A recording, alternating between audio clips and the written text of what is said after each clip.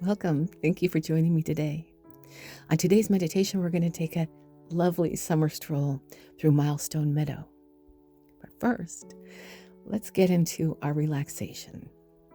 Lie down or sit up in a comfortable position. Today, we are going to focus on our star chakra, which is our ultimate root chakra. It's where they start, okay? That is at the top of your foot where your foot meets your ankle. And this is the chakra that grounds us to the earth, grounds us to Mother Earth, keeps us stable, okay?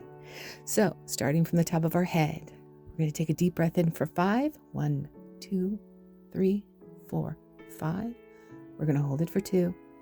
And out our mouths for 5, 4, 3, 2, 1. Okay, let's close your eyes.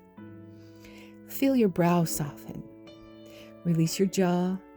Let your tongue drop from the top of your mouth. Take a deep breath in and out for 5, 4, 3, 2, 1.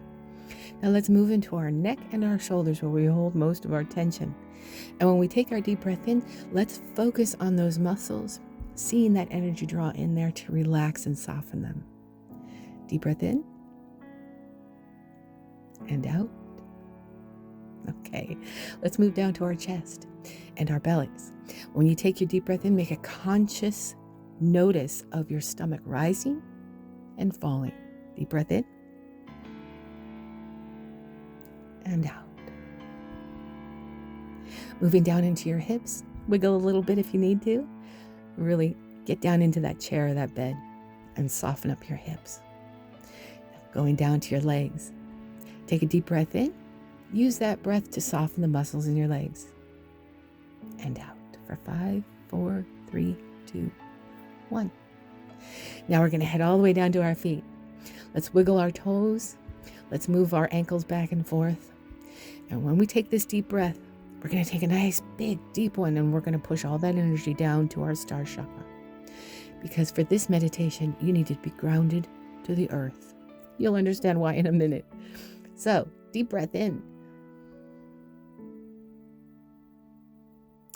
And out, visualizing that going all the way through your foot down into the earth. Okay. Lay there for just a moment and we'll be right back to start our meditation. It's a warm, sunny first day of summer, and you've decided to take a stroll through the meadows. You look down at your feet and you're wearing your favorite walking shoes. Walking on a gravel path. You can hear the gravel crunching underneath your feet. On either side of the path are meadows, lush and green, with dew on the grass from the chill of the night before. As you walk, you take deep breaths. You smell the grass and the moist soil. You see the wildflowers and the trees. And you feel calm, relaxed, and in touch with the earth. As you walk, suddenly you see a sign, a gateway into a meadow. Well, what is that? You walk up to it and you read, "Welcome to Milestone Medow." So you walk through the gate and you think how lovely it would be to take off your shoes and walk in the grass. So you do, and you put them in your backpack. And as you walk, you can feel the dew move between your toes, and you can feel the moist soil under the grass, and you feel more and more connected to the earth. Up ahead, you see something. It's a marker. So you walk up to it, and you read what it says. And it says, "Milestone number 1. My first memory." What is that? What does that look like to you? Our first memory is a huge milestone. It's a marker of our existence. So what does that look like? How does that make you feel? Deep breath in and out for 5, 4, 3, 2, 1. You look down And at the base of the marker, you see a basket. And in that basket is a flower in a little pot. And inside the pot, there's a note. It says, "In gratitude to my first milestone, my first memory." You get down on your knees, and right next to that milestone, you dig in the soft, warm soil, and you plant your flower. And as you do, you say thank you and gratitude to passing that milestone in your life. And you continue your walk, even slightly more uphill now, but a straight line. And you see your next mile marker, and you approach it, and it says, reflection number 2. What is this? This is the moment when you could see your own reflection, that you existed in the world, that you had your own thoughts and your own mind and your own existence. What does that look like to you? This can be a surprising time in a young life, knowing suddenly, oh my gosh, I'm a real person. I'm a whole me. And I can think, and I can question, and I can wonder. Looking down, you see the basket. You reach into the basket, and you pull out your next flower. Again, it says, plant me in gratitude. So you do. What does that flower look like? What color is it? What meaning does it have to you? And you dig in the soil again, that beautiful soil that connects you to the earth, and you plant your flower in gratitude for that milestone. You give a little thank you, and then you move on. Moving on towards milestone marker number 3, you notice that the trail is weaving a little bit back and forth, right to left. It's a little bit of a curve, but it's heading you uphill to mile marker 3. And you reach milestone mark number 3. It's indecision. When we're younger, we have so many different paths we can go on. And so we kind of drift back and forth until we find what we're looking for. And that's perfectly okay. Sometimes it doesn't work out and you have to go back the other way. But what was it for you that helped guide you in the direction you needed to be in, no matter how rough those curves were? What was that like for you? Let's take a deep breath in and out for 5, 4, 3, 2, 1. Okay, let's look in our basket. And there's another flower, and they want you to plant it. What does that flower look like?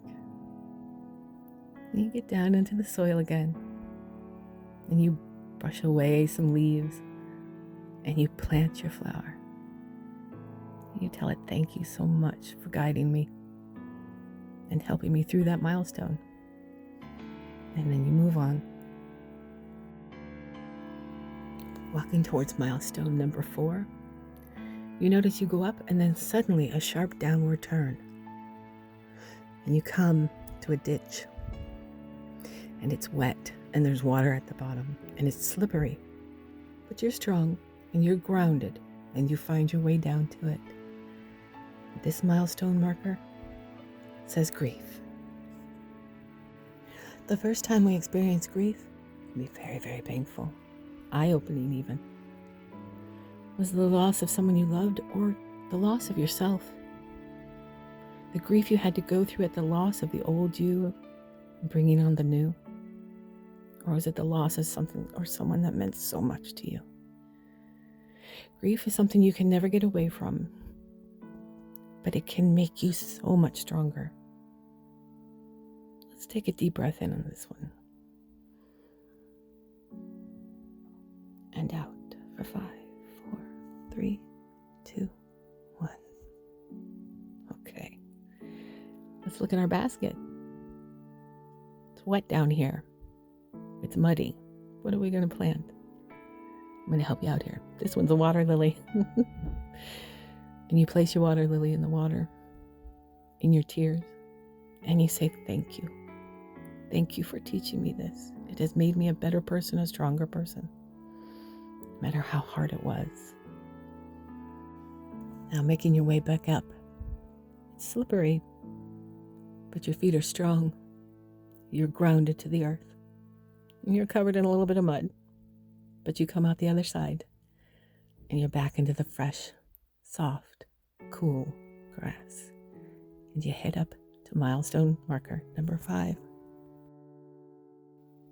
As you start walking up the hill towards milestone marker number 5, just shy of the top of the hill where the tree is, your feet get cleaned off from the dewy grass, and you reach that milestone marker, and it says, transition. This is the point you're at right here, right now, in the present moment. You are transitioning into the next part of your life. And you look down into your basket, but there isn't a flower there. It's a seed, a large seed that fits in the palm of your hand. And it says, plant me, and I will guide you where you need to go. So you do. And the moment that seed hits that moist earth that you are so closely connected to, it bursts open. What does that look like to you? And as you continue on up the hill towards the tree, you see another marker. But it's not a milestone marker. It's a message. It says, welcome to the labor tree. And the labor tree is heavy with fruit. Beautiful fruit. So you reach up and you pluck one, and you have a seat under the labor tree. Looking back down the hill while you eat your fruit, you think, my gosh, how far I've come, how much I've labored, and how much I've grown, because I'm strong. I'm strong within myself, and I am grounded to the earth, and I know it is there for me. And I know I can do anything. As you put your shoes back on, you fill your backpack with fruit, with the fruits of your labor, and you head down the other side. And as you do, you notice the grass isn't green. It's like wheat. It hasn't grown yet. And as far as you can see, there are milestone markers. Standing tall, you walk down that hill with the fruits of your labor, knowing that you are loved, that you are cared for, but most importantly, that you are strong and that you can meet the challenge of any milestone.